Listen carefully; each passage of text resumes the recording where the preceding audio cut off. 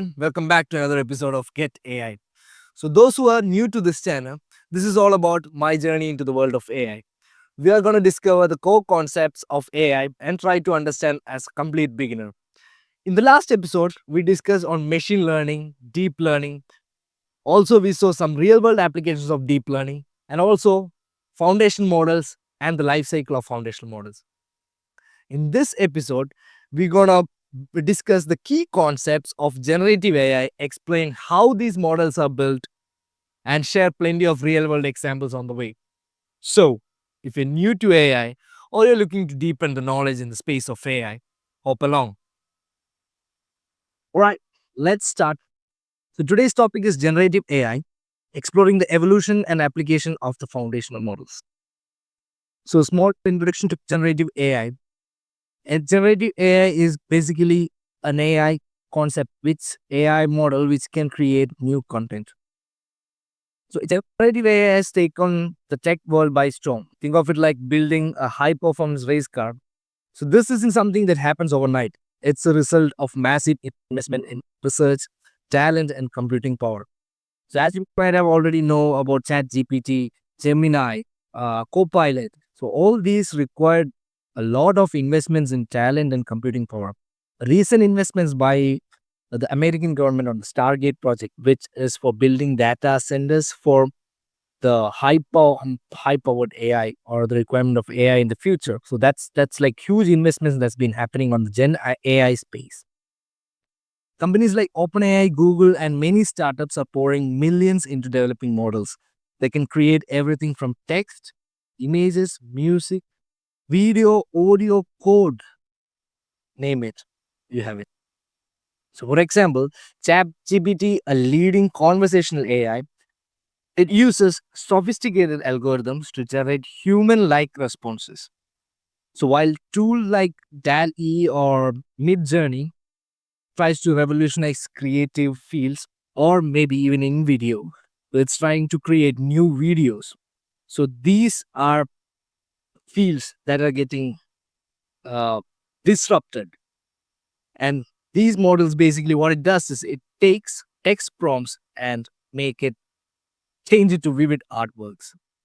So the key points to be focused on this topic is the high investment that has been happening on talent, compute power, and innovation, and also the shift from the traditional machine language approaches.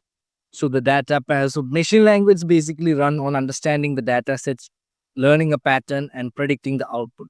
So we hear the generative AI concept is moving or shifting from the machine learning concept and trying to create new content, or the content creation space is opening up with generative AI. So now let's move on to the foundational models, which are the building blocks. We have already discussed about foundational models in the last episode, but we'll just go through a little bit more deeper into foundational models. So foundational models are large-scale AI systems which are trained extensive on data sets, which enables them to understand and generate human-like responses across different tasks. So at the heart of generative AI are the foundation models. Imagine these are this like a sturdy base of a skyscraper. So you need a proper base to build a skyscraper. So foundational model are those base where you can build your advanced AI automation workflows. So that's the end goal for all of us. And foundational models are upon which we build these AI automation workflows. So these foundation models are pre-trained on vast amount of diverse unlabeled data from internet. The extensive training allows them to perform multiple tasks. So as we already discussed in the life cycle of foundation models in the last episode, good quality data for the foundational models to be pre-trained on, so that we have a good base to build upon. So if we take the example of ChatGPT or BERT, so these models have been fed by billions of words, enabling them to understand language, generate coherent text, and even perform translation. So it's like having a master key that can open countless doors. So whether you need to draft email, write a code, or generate creative content, all of it, the base is happening on the foundational models. So the foundational model or the success of it is based on how good the base is built upon. Key points to note in this section is the foundation models are pre-trained on massive, diverse data sets. There are versatile foundational models which are capable of multiple tasks, image, video, text, etc. So this serves as the basis for many specialized applications. So foundational model is the base for many specialized application. So your application is only as good as which foundation model it is built upon. Now let's move on to the life cycle of foundational models. We already discussed in the last episode, but this time I'm gonna give you an analogy so you can understand it better. So let's break down the life cycle of a foundational model, much like preparing your favorite meal. For example, take my favorite meal, a biryani. So first point is data selection. So first you need to go to the market, you need to get chicken, is the ingredients what is required for preparing the biryani. Exactly the same. So you need to get the right ingredients for the AI, for the data, the right data, the qualitative data, quality data with with the raw data, text, images, audio, anything. So that's the data selection. That's the first step in the life cycle of foundation model. So you need to get the right ingredients first. Then there's the pre-training. So before you cook, you get all the ingredients and then you prepare. You prepare your working space or your kitchen. You marinate the chicken. So that's the pre-training that's done on when we cook a chicken biryani. Exactly similarly in the foundational models, it learns patterns and build a general understanding by processing the data without any labels. Unlabeled data is processed in the pre-training step. Now is the optimization. So when I'm cooking a biryani, I try to fine tune it to my taste or or like a regional taste or the taste which I like. Maybe it's less spice, uh, something like that. So that's the optimization part which is happening on the foundational model. So with the prompt engineering and fine tuning, we refine the model's ability for specific tasks. Next step is evaluation and deployment. So first evaluation. So before we serve the biryani to the guest, we taste it. We see if the salt is correct, whether the spices are correct, whether it tastes good or not. So that's the evaluation stage. Similarly, in a foundation model, we evaluate whether we have received the expected result. So we whether the expected result is achieved. So that's the evaluation stage. And if we are okay, we if we are if that stage has passed or the foundational model has performed based on our expectations, then we deploy the foundation models. Just like serving your biryani to your guest.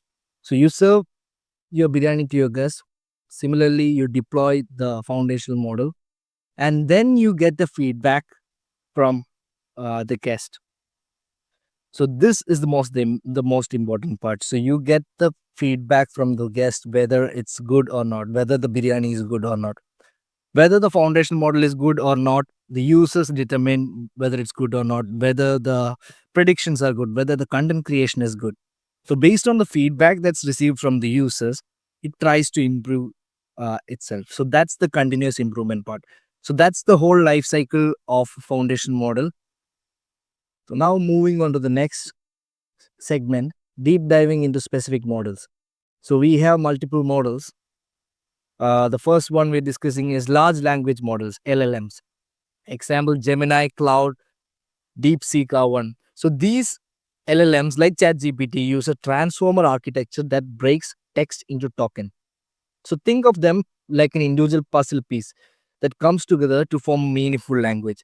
So this is where these LLM models use the natural language, that's English or whichever language it is. It tries to process the language, it breaks the words into tokens and then make a meaningful sentence out of it. It can be generating a code, it can be generating an essay, whatever it is. So the basic concept of large language models is input, the based on the input on the natural language, it tries to tokenize the word and predict or create content out of it. Next one is diffusion models. The examples are DALI, Midjourney.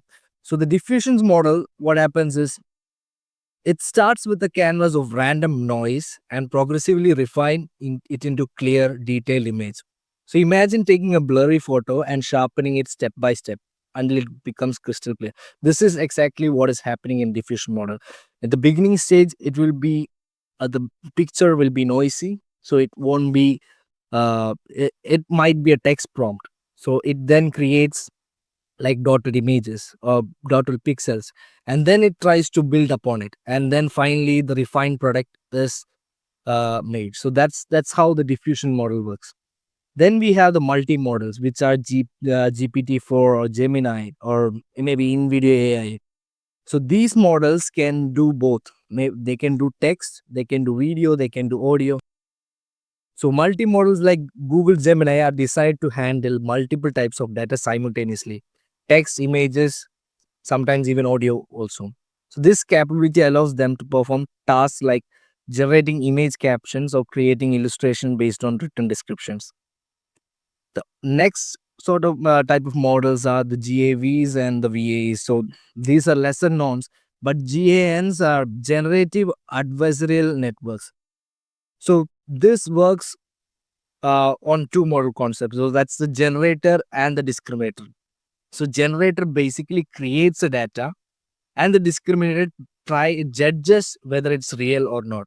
So we're not going to dive deeper into this concept because it's not useful for us at this point. We maybe on the later stage we'll discuss more on that topic. But it creates really realistic outputs. For instance, GN has been used to generate lifelike human faces. And the next one is VAE, which is variational autoencoders. So basically, how it works is it has two parts: encoder and decoder. Encoder takes the input and compresses it into a code. What decoder does is it decodes the code into an input. So similar to GAN, where there is a generator and a discriminator, in VAEs, there is a encoder and decoder. So now let's go into the last section of this video. So that's optimizing the model outputs. So optimizing is the model outputs is very important. So we need to fine tune the model, or we need to specialize the foundational model. So we have three steps in which we do that. So we have prompt engineering, we have fine tuning, and also there is one retrieval augmented generation or RAG. So these are the way we can specialize or we can optimize the foundational models. The first one, so there might be other ways as well, but these are the main ones. So we're just going through these techniques for optimization. So the first one is prompt engineering. So this is all about giving the model clear, specific instructions. Think of it like telling a chef. Take our earlier example of making a biryani. So a chef is making a biryani, and we are telling the chef exactly how you want your meal prepared. So instead of vague prompt, if we specify details which helps the model to steer the output in the right direction, that's the way we optimize the foundation model. So that's one way we can do that. So that's prompt engineering basically. And the next one is fine tuning. So this is by training the model on a curated data set tailored for a specific task. So if you want to fine tune a model specifically for making a blog, so specifically making a presentation, so we need to train or we need to fine tune that model on that specific area. So for instance, fine tuning a language model on legal documents. If we fine tune the model on legal documents, we can create an AI assistant that is specialized on the legal research. So that's how you can fine tune each foundational models.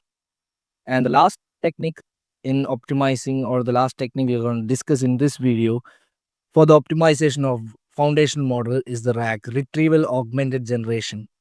So this technique involves combining pre-trained model with a retrieval system that fetches relevant, up-to-date information from a database. So it's like consuming a trusted cookbook for that perfect finishing touch. So at times what happens is we ask ChatGPT or Cloud, we ask a question and it doesn't have the up to date information. If we ask who is the president of US, it might have given Joe Biden, even though Trump was elected. So it didn't have the updated information. So to tackle that, we use RAG or retrieval augmented generation. What it does is it gets it takes it retrieves the data from relevant up to date information is retrieved from the database. So that's what RAG does. So these three are the three main techniques in which the foundation model is optimized. So let's wrap up the session. Gen AI is transforming the way with which we interact with technology. The huge development that's been happening on the AI space, which is going all into the foundation model and which is acting as a backbone for all the AI developments, is completely exciting. And also the development stage, from the data selection to the deployment, it all plays a crucial role. And whether it's the conversational power of ChatGPT or the artistic power of Midjourney, which is a diffusion model, or the versatility of a multimodal, these are all the exciting things of AI. So if you liked this video where we deep dive into the generative AI, leave a thumbs up. Leave your thoughts in the comments. And if you want to join the journey in where we understand the world of AI and try to solve the real world examples, please subscribe. Until next time, keep exploring.